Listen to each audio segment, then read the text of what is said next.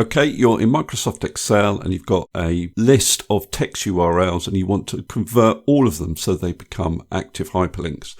And you don't want to have to do this one by one individually. Now, there are two main methods of doing this. One is using the hyperlink function, and the second method is just to use a very small piece of VBA code, which I've provided in the description of this video. Now, if you want to use the hyperlink function, all you need to do is point at the cell that contains the text URL, close the bracket, press enter, and you have an active hyperlink. You can then just copy this hyperlink function, and all of these cells will now contain active hyperlinks.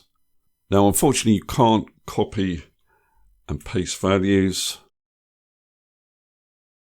because if you do that, these are no longer hyperlinks. So you have to keep the original text URLs in order to use the hyperlink function.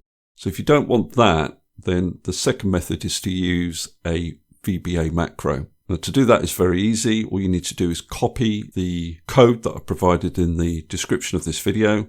Then you right click on your sheet tab and you go to view code.